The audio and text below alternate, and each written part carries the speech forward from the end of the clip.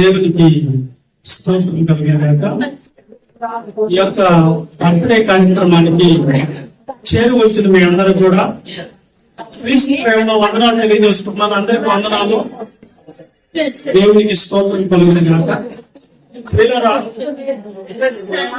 చక్కటి విషయాన్ని మనం ఆలోచన చేస్తున్నారు కదా. మీరు 10 నిమిషాలు చక్కటి మాటలు, మంచి మాటలు ఇందా. దయచేసి మనం ఈ దినాన్ని ఇక్కడ చేరువచ్చేదానికి కారణం శాశ్వత పాప బర్త్డే సందర్భంగా ఆ కార్యక్రమాన్ని పురస్కరించుకొని ఈ యొక్క సన్నిధిలో లేక ఈ యొక్క మరి ఫంక్షన్ హాల్లో చేయగా రావడం జరిగింది. గనుక మనందరం కూడా కొన్ని చక్కటి మాటలను మనం ఆలోచిద్దాం. ఇప్పుడు చెన్నై నుంచి వచ్చినటువంటి శ్యామ్ చెప్పినటువంటి ప్రపంచంలో 7 వింతలు లేక 7 అద్భుతాల గురించి ఆయన కొన్ని విషయాల్ని చెప్పుకొచ్చాడు.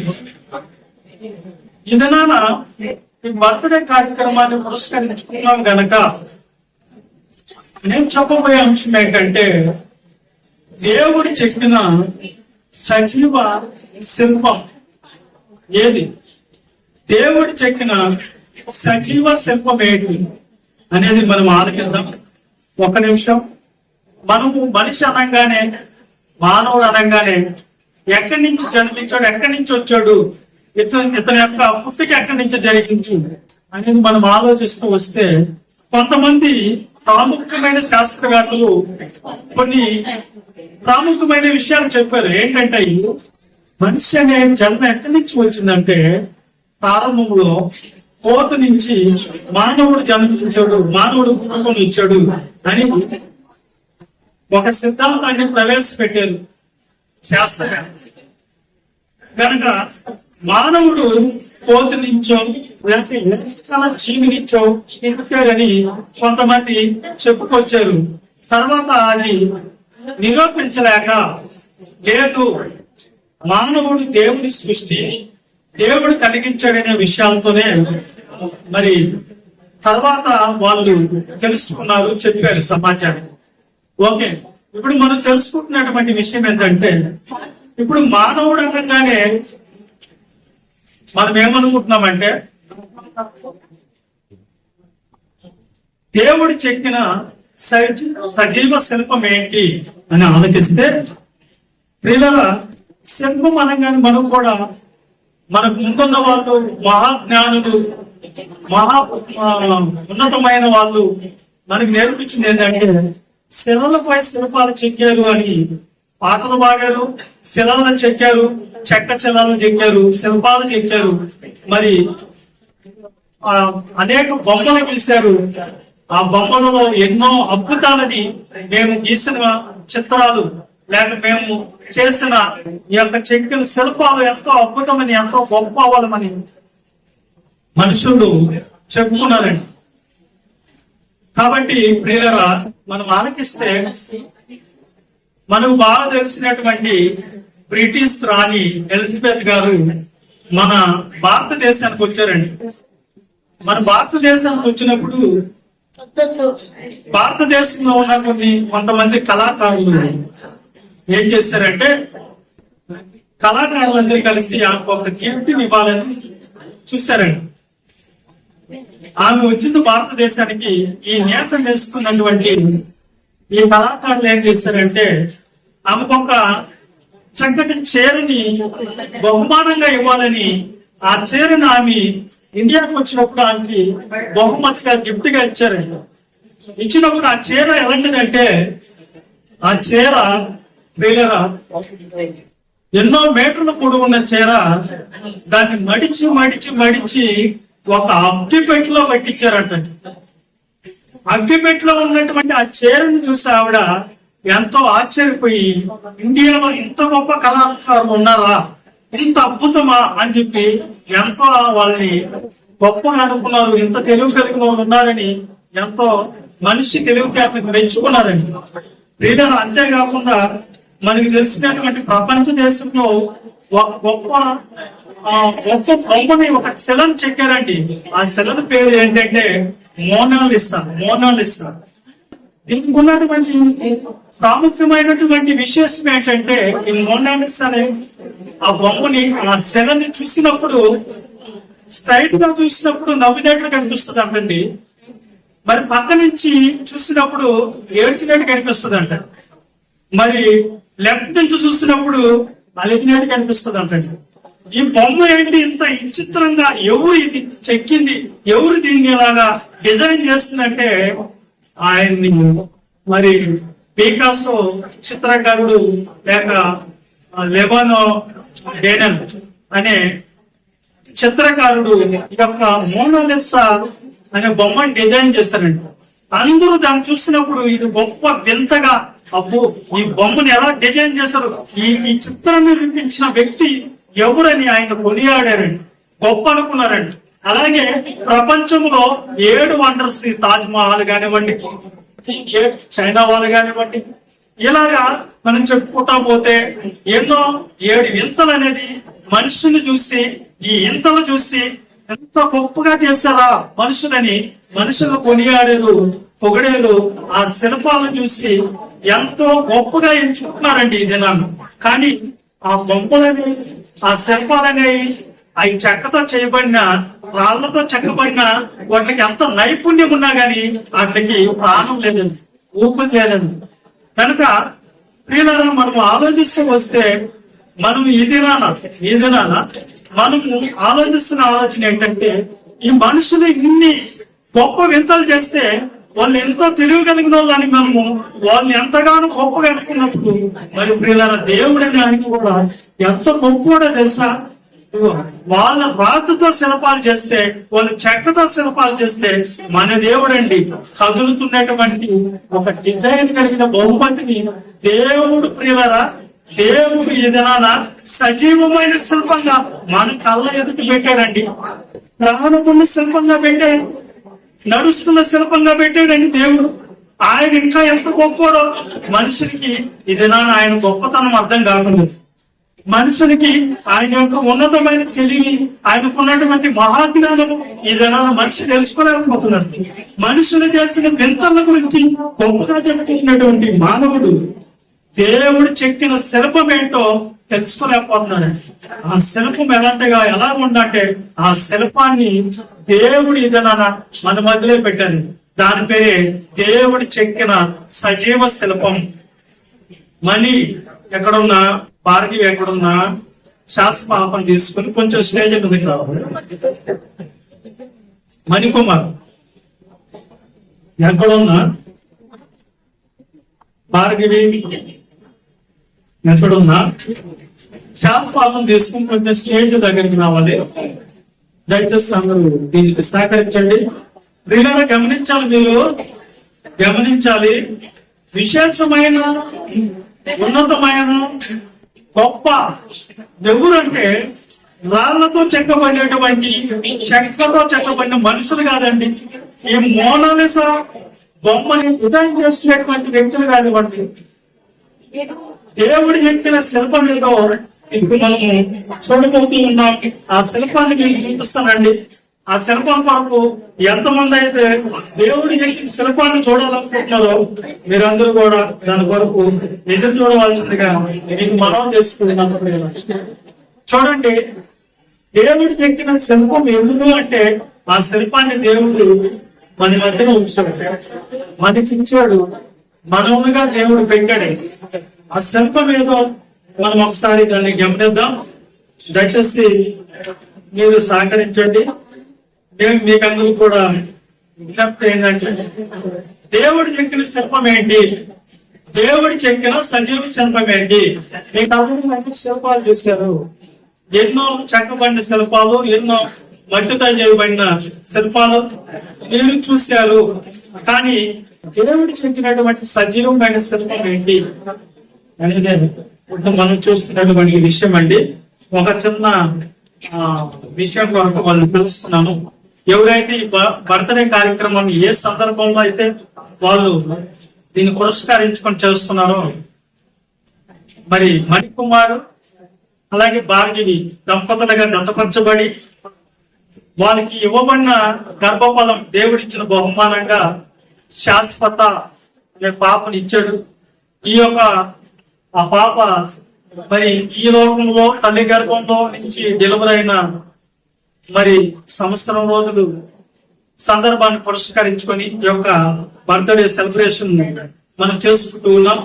కాబట్టి వాళ్ళిద్దరు ఇరువురు భార్య భర్తలు అయినటువంటి మణికుమార్ అలాగే భార్గవి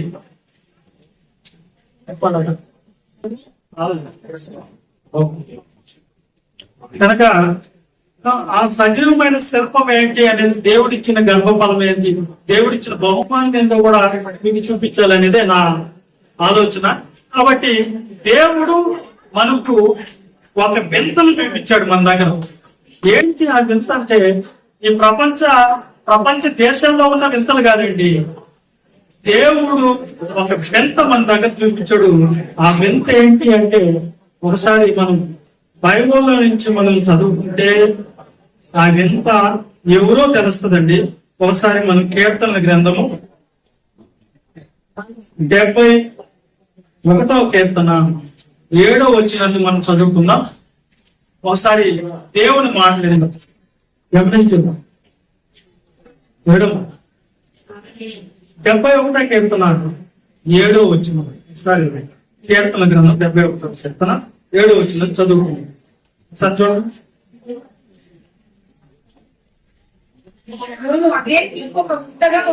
నేను అనేకులకు ఒక వింతగా ఉన్నానంటే ఒక వండర్గా ఉన్నాను. ఎవరండి వండర్గా ఉంటది? ఎవరు చెప్పండి? మనమే, మనుషులమైన మనమే చూసేదానికి ఒక వింత. ఏంటి ఆ వింత అంటే దేవుడు ఉన్నాడని చెప్పేదానికి ఒక రుజువు ఎవరో కాదండి, మనమే. మనం ఎవరో తెలుసా? మనం దేవుని స్వరూపం అండి. మనం ఎవరమో తెలుసా? దేవుని పోలికలండి. కోతులేంచి వచ్చిన వాళ్ళం కాదు, ఏలేంచి వచ్చిన వాళ్ళం కాదండి. దేవుడు నేల మట్టితో నరుణ్ణి నిర్మించి వాని యొక్క నాసిక రంధ్రాల్లో జీవవాయువును వదగా నరుడేమయ్యాడంట? జీవాత్మ అయ్యాడంట. మనిషి పుట్టికి ఇదండి కారణం. మనిషి జన్మ కారణం ఏంటంటే దేవుడు కలిగిస్తేనే మనిషి కలిగాడండి. కాబట్టి మనము చూసినప్పుడు ఏం ఆశ్చర్యం కలుగుతుందంటే, మనము దేవుడు మనల్ని కలిగించినప్పుడు ఏంటి ఆశ్చర్యము, ఏంటి ఎంత అంటే 6 అడుగుల మనిషిగా మనం చేసి ఏమండి మనలో ఉన్నటువంటి 10 అవయవం అంటే దేవుడు ఇచ్చినటువంటి అవయవాలు. ఏ ఒక్క అవయవం మనం కోల్పోయినా మళ్ళా ఒరిజినల్ తీసుకురాలి. అందుకనే అది చేస్తే దేవుడే చేయాలి, దేవుడే ఇవ్వాలి. మనకిచ్చిన పిల్లలు కానివ్వండి, మనకిచ్చినటువంటి 10 అవయవం అని దేవుడు సృజించినటువంటి సృష్టి. కనుక మనం చూసినప్పుడు వింత ఏంటి? ఆ వింత అంటే మనలో ఉన్న నరాలండి. మనలో ఉన్న నరాలు తీసి అన్ని జాయింట్ చేసి పరిస్తే 6000 కిలోమీటర్లు పరవచ్చు అంటారు. 6000 కిలోమీటర్లు ఉన్నటువంటి ఈ నరాల్ని 6 అడుగుల మనసులో సెట్ చేస్తాడు. ఆయనదంటే గొప్ప జ్ఞానం, ఆయనంటే గొప్పవాడు. ఈ చెక్కతో రాళ్లతో చెక్కిన వాళ్ళు కాదండి. 6 అడుగుల మనసులో 6000 కిలోమీటర్లు వచ్చే నరాల్ని సెట్ చేశాడు ఈయనండి. అలాగే మనలో ఉన్నటువంటి ప్రతి అవయవం అండి ఒక్కసారి కోల్పోతే, అది కిడ్నీ ఫెయిల్యూర్ అయినా సరే, అది కన్ను పోయినా సరే, అది వేలు కట్ అయినా సరే, మన కాలు కట్ అయినా సరే, మన ఒరిజినాలిటీ ఏం తీసుకోవాలి? అది చెక్క కాదండి. చెక్కగా అక్కడ పాడైపోతే అక్కడ దాన్ని తీసి మళ్ళీ పెట్టేదాన్ని కుదరదు. ఎందుకంటే ఒరిజినల్ దేవుడు ఇచ్చాడు. దేవుడు మాత్రమే దీన్ని చేయగలుగుతాడు. అది ఏంటో తెలుసా? మనిషి అన్నాడు. దేవుడు చెక్కిన శిల్పం ఏంటో తెలుసా? మరి మనిషి అండి. అందుకే మనము చెక్కిన శిల్పం లాగా ఉన్నామండి. ఎవరు చెక్కారు ఈ బొమ్మను? ఎవరు చేశారు ఈ బొమ్మను అంటే దేవుడు చేశాడు. ఎవరు చెక్కారు ఈ దేహాన్ని? ఎవరు ఇచ్చారు మనకంటే దేవుడు ఇచ్చాడు. ఈ చెయ్యి ఇచ్చిన దేవుడు, ఈ కాలు ఇచ్చిన దేవుడు, ఈ గుండె ఇచ్చిన దేవుడు.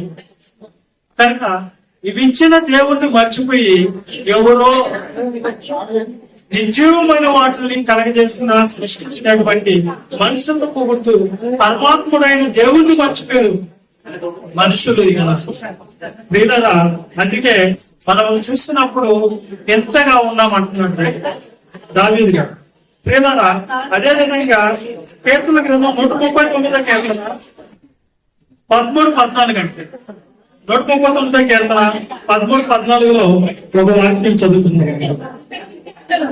నా అంతరింద్రియములను నీవే కడిగి చేస్తుంది, నా తల్లి గర్భమందు నన్ను నిర్మించిన వాడివి నీవే. ఈ విధంగా కడిగి చేసిన విధము చూడగా భయమును ఆశ్చర్యమును నాకు పుట్టించున్నవి. అందును బట్టి నేను నీకు కృతజ్ఞతాస్తుతులు చెల్లిస్తున్నాడంటండి. ఏంటి తెలుసా, నాకు ఒక జన్మనిచ్చావు దేవుడా, నాకు ఒక దేహాన్ని ఇచ్చావు దేవుడా, నేను తల్లి గర్భంలో ఉన్నప్పుడే నీ కంట నన్ను చూసే దేవుడా, నేను మరి పిండంలో ఉన్నప్పుడే నీ కంట నన్ను చూసాయి కాబట్టి నాకు కాళ్ళు చేతులు చక్కగా ఉన్నాయి, మరి నోరు చక్కగా ఉంది, కళ్ళు చక్కగా ఉండే, కాళ్ళు చక్కగా ఉండే. నువ్వు ఇస్తేనే కాదన్నా, నువ్వు నిర్మించినావు నన్ను ఎక్కడ? తల్లి గర్భంలో. దేవుడు అంట తల్లి గర్భంలో మనల్ని నిర్మిస్తున్నాడంట. ఆయన మనం చూశాడంటండి. ఆయన చూశాడు కాబట్టి ఇది మనం భూమి మీద ఉన్నామండి. ఆ పరమాత్ముడు మనకు ఇవన్నీ అవయవాలను కలగజేస్తాడండి. ఆయన ఇస్తాడంటే మనం వచ్చామండి. పిండముగా ఉన్నప్పుడే దేవుడి కళ్ళు మనం చూసాం కాబట్టి మనం క్షేమంగా వచ్చామండి. మనము అక్కడెక్కడ మనం చూస్తున్నప్పుడు కొంతమందికి కాళ్ళు లేకుండా, చేతులు లేకుండా, కన్ను లేకుండా, ముక్కు లేకుండా విచిత్రంగా కనిపించినప్పుడు ప్రియులారా మనకి ఎంతో బాధ వస్తుంది. అయ్యో వీళ్ళకి చేతులు లేవా, అయ్యో వీళ్ళకి కాళ్ళు లేవా, అయ్యో వీళ్ళకి నోరు లేదే అని బాధపడుతూ ఉంటామండి మనం. ప్రియులారా, ఎందుకు వాళ్ళు అలా కలిగజేశారో తెలుసా? ఎందుకు అలాగే వాళ్ళు పుట్టించాడో దేవుడు తెలుసా?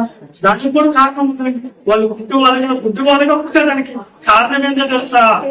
ఇదిగో దేవుడు ఎందుకు వాళ్ళు అలా కలగజేశాక వాళ్ళని బట్టి దేవుడు చేసుకో. దేవుడా, మరి వాళ్ళకి లేనివి నాకు ఇచ్చావు కదా, వాళ్ళకి లేని కన్ను చూసేదానికి నాకు ఇచ్చావు కదా, వాళ్ళకి లేని నోరు మాట్లాడేదానికి నాకు ఇచ్చావు కదా, వాళ్ళకి లేని కాళ్ళు నాకు ఇచ్చావు కదా అని పరమాత్మని జ్ఞాపకం చేసుకున్నాను.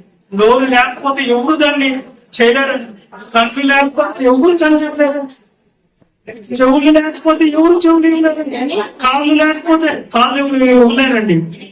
ఇస్తే దేవుడే ఇవ్వాలి. అందుకనే నేను మాత్రమే చేయగలుగుతాను, కానీ దేవుడు నిరూపించేదాని కొరకే వాళ్ళు ఇంటి వాళ్ళుగా, బుద్ధి వాళ్ళుగా, మరి మగవాళ్ళుగా, చెవిటి వాళ్ళుగా దేవుడికి కళ ముందు పెట్టినారు. నీకు అన్ని అవయవాలు దేవుడు ఇచ్చిన పరమాత్ముడైన దేవుడిని గొప్పగా ఏ దినాన ఇచ్చుకోవు, ఏ దినాన పరమాత్మని జ్ఞాపకం చేసుకోవు, ఏ దినాన దేవుడి కోసం ఆలోచన చేయరండి ఈ మనుషులు. ఇవన్నీ ఇచ్చిన దేవుణ్ణి మర్చిపోయారు. ఇవన్నీ కలగజేస్తున్నటువంటి ఆ సృష్టికర్త అయిన దేవుణ్ణి మర్చి ఈ లోకంలో పడి లోకంలో ఏం చేయంటున్నారు, లోకంలో ఏదేదో కార్యక్రమాలు అంటున్నారు, లోక కార్యక్రమాల్లో పాల్గొని ఆ దేవుణ్ణి మర్చిపోతున్నారు. నిన్ను పుట్టించిన దేవుణ్ణి, నిన్ను కలిగించిన దేవుడు, నీవు పుట్టక మునిపి ఈ సృష్టిని నీ కోసం ఇచ్చిన దేవుడిని మర్చిపోయిందని మానవాళి ఆ పరమాత్మను మర్చిపోయి బ్రతుకుతూ ఉన్నాడు. ప్రియులారా, అందుకే దావీదు గారు అంటున్నాడు, నువ్వు తల్లి గర్భంలో నువ్వు నిర్మించావయ్యా, అందుకు నీకు కృతజ్ఞతాస్తుతులు. ఈ దినాన్ని ఈ బర్త్డే కార్యక్రమాన్ని పురస్కరించుకొని చేస్తున్న కార్యక్రమం ఏంటో వచ్చా? దేవుని యొక్క మాటలండి. మణికుమార్ గాని, భార్గవ్ గాని, అలాగే మణికుమారిని కన్నటువంటి తల్లిదండ్రులు కృష్ణన్న గాని, అలాగే మరి విజయమ్మ తల్లి గాని. ఆయన తల్లి ఎందుకు అంటున్నానంటే తల్లి అయినా తండ్రి, మరి తల్లి అయినా అర్థం పైన ఆమె మరి నాకు, ఎందుకంటే మా తల్లి చనిపోయింది కాబట్టి ఆమె నాకు అన్ని చెప్తుంటుంది, అన్ని కూడా ఈ విధంగా ఉండాలి. కాబట్టి ఈ కార్యక్రమం ఎలా జరగాలనుకున్నారంటే అనేక మంది ఎక్కడెక్కడో చేసుకుంటారు, కానీ ఈ కార్యక్రమం దేవుని సన్నిధిలో జరగాలని కోరుకున్నాను. కాబట్టి ఈ చల్లని మాటలతో వాళ్ళ యొక్క జీవితంలో వాళ్ళు ఉన్నా లేకపోయినా దేవుడికి ఒక పని జరగాలనే ఉద్దేశంతో వాళ్ళు ఈ కార్యక్రమాన్ని నిర్వహించారు. ఎందుకు తెలుసా? పరమాత్ముడు జ్ఞాపకం చేసుకున్నాడు. పరమాత్ముడు జ్ఞాపకం చేసుకున్నాడు. ఓసారి మనం ఆలోచిస్తే ప్రియులరా, 127 కీర్తన 3వ వచనం.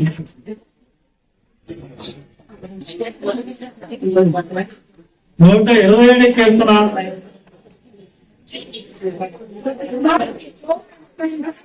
కుమారులు యెహోవా అనుగ్రహించు స్వాస్థ్యము, గర్భ ఫలము ఆయన ఇచ్చు కుమారుడే. అంటే మీరు బాగా ఆలోచించాలి, బాగా జ్ఞాపకం చేసుకోవాలి.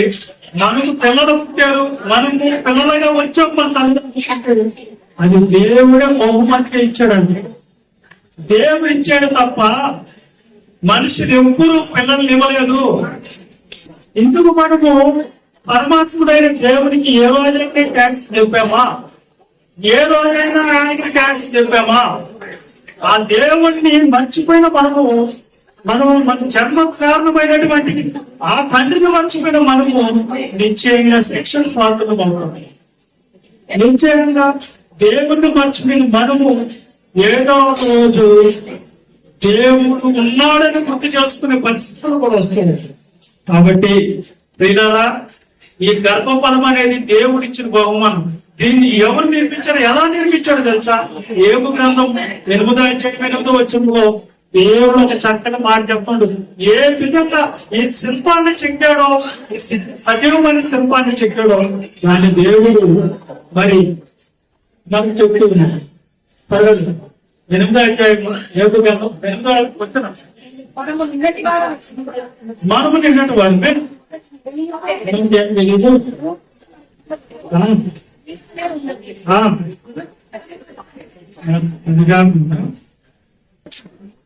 దేవుడు ఎలాగ మనిషి నిర్మాణం జరిగించాడు. 10 దేవుడు 10 నీ హస్తములు నాకు అవయవ నిర్మాణం చేసిన ఎవరు నిర్మించాడు మనల్ని అంటే దేవుడు అంట.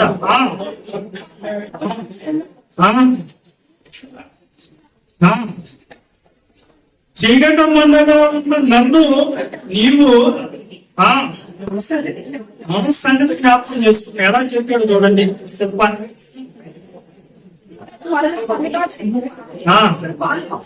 ఒకడు పాలు పోసినట్లు నీవు నన్ను పోసితివి, ఇండియా గడ్డను పేరబెట్టినట్లు నన్ను పేరబెట్టితివి, చర్మంతోను మాంసంతోను నీవు నన్ను కప్పితివి, వస్త్రంతోను నరములతోను నన్ను సంధించితివి, శరీరమును అనుగ్రహించి నా ఎడల రూపు చూపితివి. ఇదంటే మానవుడు కలిగే జన్మ పరమార్థం, ఈ దేహం వచ్చుడి కారణము, ఈ భూమి మీద మనం పుట్టుడికి కారణము. ఈ బొమ్మ ఎలా చెక్కబడ్డదంటే పాలు పోసినట్లు పోసాడంట, జుండెగడ్డ పేరబెట్టినట్లు పేరబెట్టాడంట, నరములతో మాంసములతో దేవుడి దేహాన్ని కలిగి చేశాడు. ఈ దేహము ఎవరిచ్చాడు మనకంటే దేవుడండి. ఇందులో ఉన్న ఆత్మలు కూడా ఎవరిచ్చారు? దేవుడు పరమాత్ముడైన దేవుడు మనకి ఇచ్చాడు తప్ప మనం ఏది తెచ్చుకోలేదు. మన వస్తువు కాదు. అందుకనే మనం వెళ్ళేటప్పుడు మనం ఏది తీసుకోమో మన చెయ్యిని మంత తీసుకొని వెళ్ళము, మన ముక్కు మంత రాదు, మన నోరు మంత రాదు, మన సాల్టు మంత తీసుకొని వెళ్ళాలి. ఎందుకంటే దేవుడు ప్రియులారా గణించి దేవుడు పెట్టిన మాత్రం కనుక మీరు గర్భఫలం అనేది ఎవరిచ్చిన బహుమానము. ఓకే, ఒక చిన్న విషయం,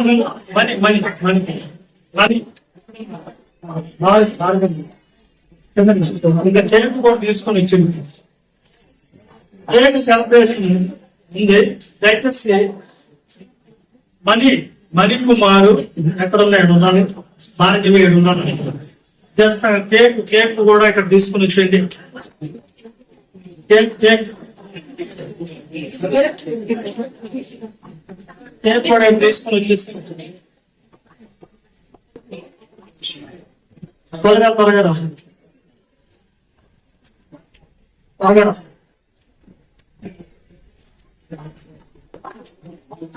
దేవునికి మహిమ కలుగును గాక. ప్రియులారా, దేవుడు చెందిన సజీవమైన శిల్పం ఏదో ఇప్పుడు మీకు చూపిస్తాను. మీరు దాన్ని చూస్తారు, ఆలోచిస్తారు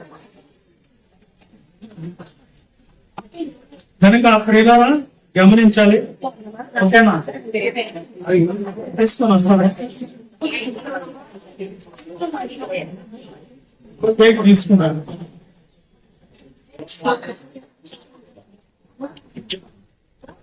దేవునికి మహిమ కలుగును గాక.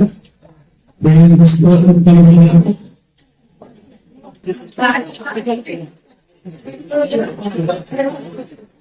అందరూ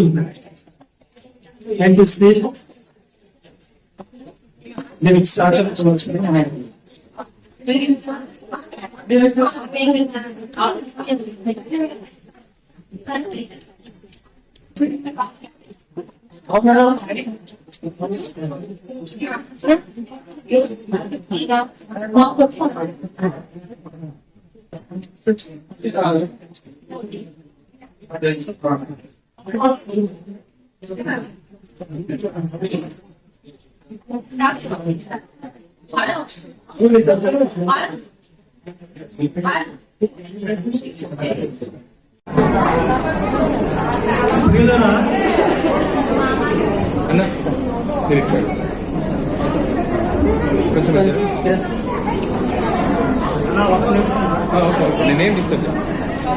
దేవునికి మహిమ కలుగును గాక.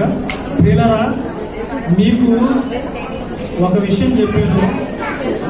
దేవుడు చెక్కిన సజీవ శిల్పం ఏదని, దేవుడిచ్చినటువంటి బహుమానం ఏంటి అని పిల్లలు ఏదైనా మన మధ్యలో మణికుమారు అలాగే భార్గవి మరి దంపతులకు ఇచ్చినటువంటి కుమార్తె శాశ్వత గనక ఈ పాపని దేవుడు వాళ్ళకి గిఫ్ట్గా ఇచ్చాడు. గనక మణికుమారుని అడగదాము. అనేక మంది అనేక గిఫ్ట్లు తెచ్చారు ఆయనకి పాపకి ఇవ్వాలని. కానీ ఆయన ఏ గిఫ్ట్ అంటే ఇష్టమో ఒకసారి అడిగి తెలుసుకుందాం. ఎవరు ఏం గిఫ్ట్లు తెచ్చారో నాకు తెలీదు, కానీ తెచ్చారు. అందరు తెచ్చిన గిఫ్ట్లు ఏదో గోల్డ్ తెచ్చి ఉండొచ్చు, లేదు ఇంకా ఏదన్నా గిఫ్ట్ ఏదో తెచ్చి ఉండొచ్చు. మొత్తానికి ఇట్లన్నింటికంటే దేవుడు కూడా ఒక గిఫ్ట్ ఇచ్చాడు ఆయనకి. ఆల్రెడీ గిఫ్ట్ తెచ్చాడు. ఆ గిఫ్ట్ ఏదే కదండి, దేవుడు ఇచ్చిన బహుమానము. ఇదిగో శాశ్వత పాప. ఈ పాపని దేవుడు ఇచ్చాడు. కనుక ప్రియులారా, దేవుడు ఇచ్చిన గిఫ్ట్ దేన్ని ఎక్కువగా ప్రేమిస్తాడు? ఏది ఎక్కువ? మీరు ఇచ్చిన గిఫ్ట్లు అంటే ఎక్కువ, లేదంటే దేవుడు ఇచ్చిన గిఫ్ట్ ఎక్కువ? ఇప్పుడు దేవుడిచ్చిన గిఫ్టేనండి. దేవుడిచ్చిన గిఫ్ట్ శాశ్వత పాప. కనుక ఆ పాప కోసం ఒకసారి పరమాత్ముడైన దేవునికి ఒకసారి మనందరూ కూడా చిన్న ప్రార్థన చేద్దాం. చిన్నగా మీరందరూ ఏమనలేదు, నేను ఒక్క మాట చెప్తాను, స్తోత్రం అనేది చాలు. పాపని దేవుడు ఇచ్చి సంవత్సరం రోజులైంది. ఈ సంవత్సరం రోజులు పురస్కరించుకొని ఈ యొక్క కార్యక్రమాన్ని మేము చేస్తూ ఉన్నాం. కాబట్టి ఈ సంవత్సరం రోజులు కాపాడిన దేవుడు ఇక మీదట కూడా దేవుడు పాపకు ఆరోగ్యం ఆయుష్కాలం ఇచ్చి దేవుడి దయందును జ్ఞానమందును వయసునందును మనుషుల దయందును వర్ధిలింప చేయనట్లు ఒక్కసారి పరమాత్ముడైన దేవుడికి అందరినీ స్తోత్రాలు చెల్లిద్దాం.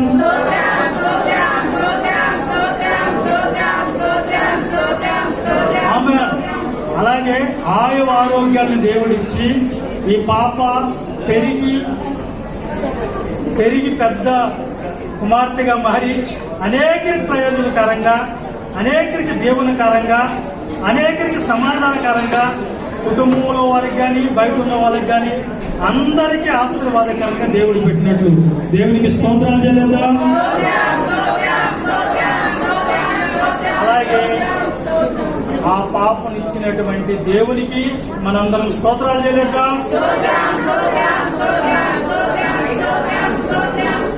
శాశ్వత పాప తండ్రి మణికుమారిని అలాగే భార్గవికి కూడా దేవుడు తోడుగా ఉండి ఆయు ఆరోగ్యాలు ఇచ్చిన స్తోత్రం చెల్లిద్దాం.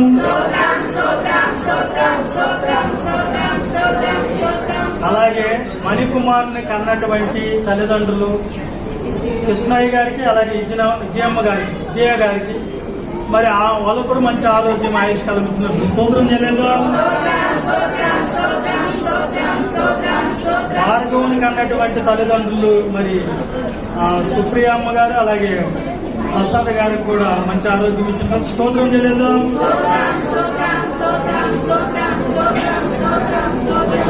ఓకే. సంవత్సరం రోజులు దేవుడి పాపను కాపాడాడు, ఇక మీదట కూడా కాపాడుతాడు కనుక దీన్ని పురస్కరించుకుంటున్నాం. కొంచెం దగ్గర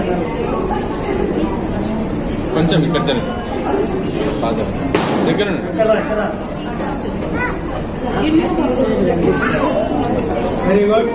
ఇప్పుడు ఈ యొక్క సంవత్సరం రోజుల పాపను ఇచ్చినందుకు, అలాగే సంవత్సరం రోజులు దేవుడు కాపాడినందుకు దేవుడికి థ్యాంక్స్ చెప్తూ ఈ చిన్న ప్రార్థన చేసుకుంటూ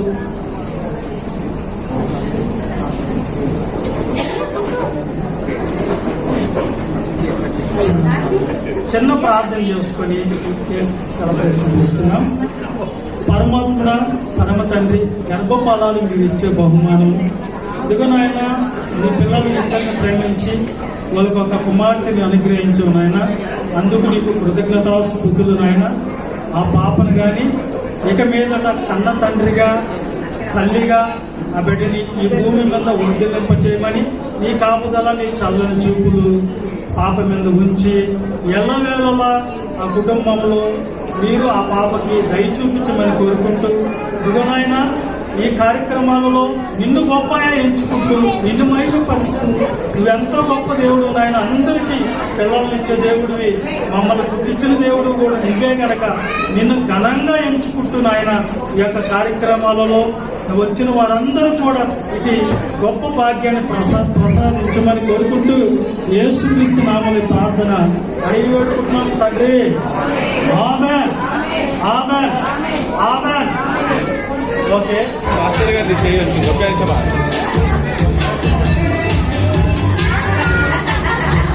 ఓకే, అది తీసుకోండి, మీరు పెట్టాను పేరెంట్స్ మాస్టర్ గారు.